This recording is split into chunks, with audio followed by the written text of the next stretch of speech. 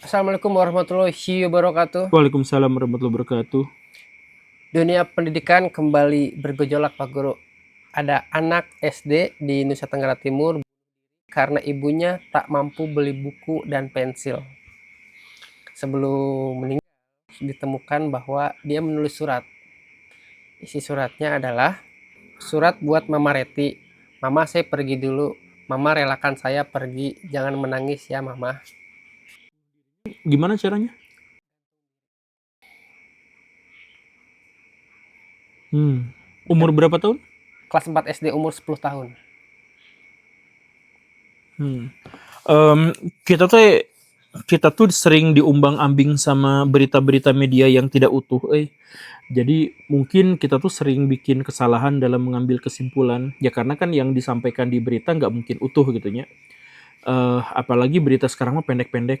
Beda sama berita TPRI zaman dulu gitu panjang tuh.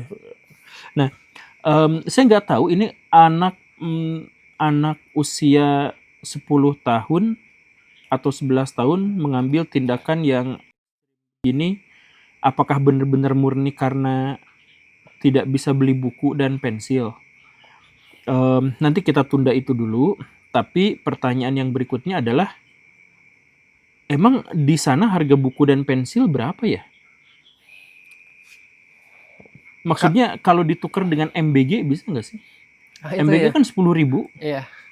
Nah, si harga kalau MBG kita nggak kasih dalam bentuk makanan dalam waktu seminggu, kayaknya si anak itu teh bisa Terselamatkan. terselamatkan, mendapatkan buku dan pensilnya. Ya, cuman saya juga nggak tahu kalau itu benar-benar kejadian yang seperti ini gitu ya, karena memang di wilayah-wilayah di Indonesia masih banyak sekali orang-orang yang tidak bisa beli buku. Nah, itu tuh beneran, tidak bisa beli pensil itu tuh beneran. Bukan hanya di NTT, di Jawa Barat tuh masih banyak yang kayak gitu tuh. Yang sekolah pulang pergi tuh nyeker gitu.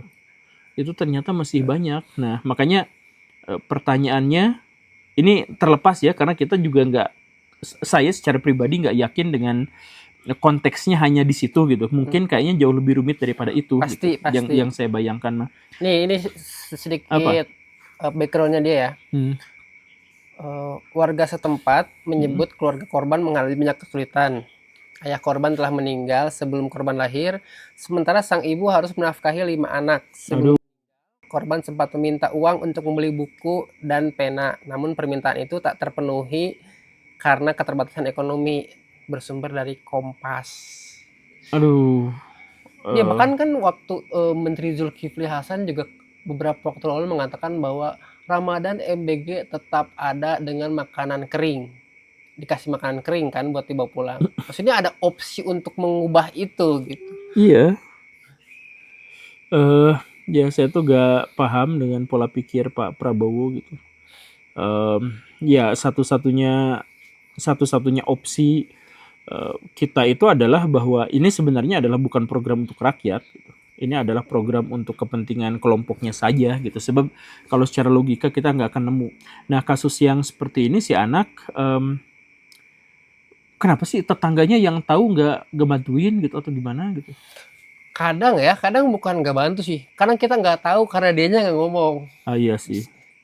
Iya iya iya ya. Tapi ya Dengan konteks seperti ini kita berarti boleh nggak sih bener menyalahkan orang, menyalahkan pemerintah gitu.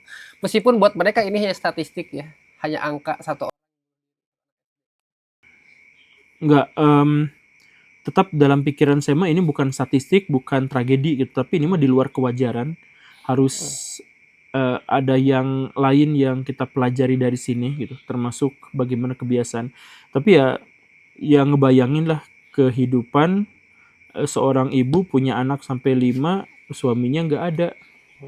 Bahkan untuk di level eh, kadang nggak ada banget. Jadi nggak di level sangat menderita, tapi di level anak kecil disuruh ngutang ke warung itu juga mental tau. Iya, pernah ngalamin ya. Untuk sekedar Nggak, ngutang ke warung. tapi dirimu sebagai anak yang hidup di bawah garis kemiskinan, Ha-ha. pernah gitu? Pernah kepikiran gak di umur 10 tahun Oh enggak, kalau pas muda ya, cuman pengen kabur doang tapi nggak di level juga. kabur? Iya, kalau kabur itu anak-anak bocil kebanyakan pernah membayangkan saya mau kabur gak ketemu lagi, nah kayak gitu. Iya. Tapi untungnya waktu itu tuh saya hidup di lingkungan yang emang banyak orang yang nggak sekolah. Jadi Oh. ketika kecil tuh saya suka ngamen tuh di samsat, nyari besi-besi di sepanjang rel, paku-paku gitu, nyari rongsok. Jadi nggak di level kalau misalkan orang tua ngasih, saya bisa nyari sendiri. Mungkin hanya putus sekolah, tapi nggak akan Iya, itu. jadi ada barrier besarnya, Sampai ke eksekusi, sampai ke Heeh, putusan gitu. rasa sakit. Anak kecil tuh takut sakit, iya kan? Jadi kita tuh udah ngebayangin, kita tuh tahu kalau kita jatuh sakit, kalau kita sakit, kalau kita nusuk itu sakit gitu.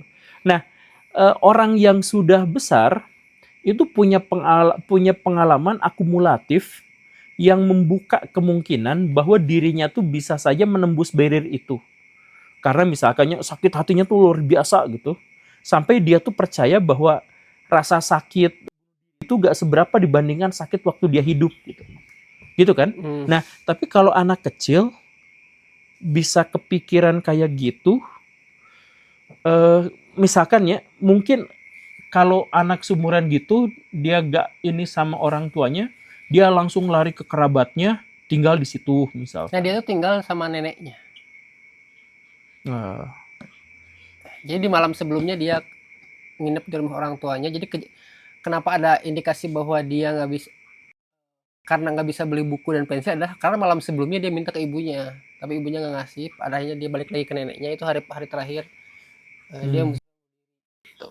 Tapi masalah kayaknya bukan soal anak juga sih, selain rasa sakit yang dia mungkin tahu atau enggak. Tapi di era sekarang itu dengan judul, dengan pinjol, dengan susahnya mencari penghasilan, keputusan generasi, nggak tahu generasi dulu ya, cuman sekarang tuh banyak juga sih karena terikat pinjol dan judul. Itu masalah yang sangat serius berarti, soal Iya. mental. Aduh, tapi saya langsung bad mood ngedengerin anak bocil. Itu sangat sangat menyedihkan. Jadi Ya apabila prihatin, Ya prihatin karena kadang-kadang kita tuh kepikiran ada solusinya gitu. Tapi udah menjelas terlambat, kita juga ternyata nggak banyak bisa melakukan apa-apa gitu. apa mungkin nggak sih di waktu yang akan datang gitu, si anak-anak tuh lebih bisa luas untuk ngomong ke orang dewasa.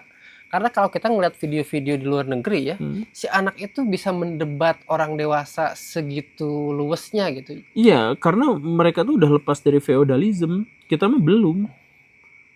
Sungkan itu teh ya. Bukan soal sungkan, kita tuh berpikir dengan barat tuh bukan hanya soal berpikir soal ilmu pengetahuan, budaya yang diajarkan tuh kebalik. Kebalik tuh dalam artian orang barat nih. Orang barat itu si orang tua didorong untuk baca buku-buku cara membesarkan anak. Bener kan? Kita, anak-anak kita, bukan orang tua, anak-anak kita didorong untuk baca buku gimana cara berbakti pada orang tua. Kebalik kan? Dan ketika saya pernah ngomong kayak gini, itu tetap di kolom komentar tuh penuh hujatan gitu. Dianggapnya kurang ajar gitu. Padahal kalau misalkan konteksnya adalah agama Islam, ya kewajiban untuk membesarkan anak dengan baik, itu tuh kewajiban orang tua. Kewajiban kita untuk berbakti kepada orang tua, itu juga adalah kewajiban kita yang sudah dewasa. Anak tuh nggak dikasih pembebanan kewajiban dalam Islam tuh. Nah, jadi balik lagi, ini perbedaan besar ya, perbedaan besarnya. Di negara yang sudah mapan, yang sudah maju, orang dewasa memahami anak kecil. Di negara kayak kita yang masih feodal, anak kecil disuruh mengerti pemikiran, pekerjaan orang tuanya. Di sana orang dewasa baca buku, masuk seminar, datang ke kelas-kelas parenting, gimana cara ngajarin anak. Di Indonesia, anak-anak yang dipaksa baca buku berbakti kepada orang tua dan guru. Nah, bukan berarti salah satunya salah, bukan.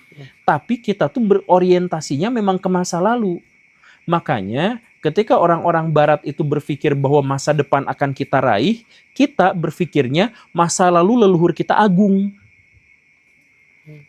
Kebayang kan? Kebayang, Karena kebayang. kita melihat tuh masa lalu, generasi yang sebelumnya harus dihormati, sedangkan negara-negara barat mah berpikir bahwa masa kini itu tonggak untuk mencapai masa depan yang cerah. Gimana cara mencapai masa depan yang cerah? Si anak-anak kita yang harusnya dididik dan dibenahi.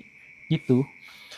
Nah, ini untuk penutup Pak Guru. Di persekarang mungkin ada juga orang yang lagi mengalami fase seperti persekarang masih ada. Aduh. Kalau misalkan mereka menonton ini, apa yang mau Pak Guru sampaikan? Jangan gengsi untuk minta tolong. Jangan pedit untuk ngomong. Cerita aja. Tahu kan? Kebanyakan orang digagalkan dalam proses adalah diajak ngomong. Keluar isi kepalanya ya. Iya. Ya, walaupun tidak menghapus penderitaannya, tapi menghilangkan keputusan. Jadi buat teman-teman yang saat ini di fase yang sama, Ya, cari teman ngobrol. cari teman ngobrol. Terima kasih Pak Guru untuk malam ini. Sampai jumpa besok. Assalamualaikum warahmatullahi wabarakatuh. Waalaikumsalam warahmatullahi wabarakatuh.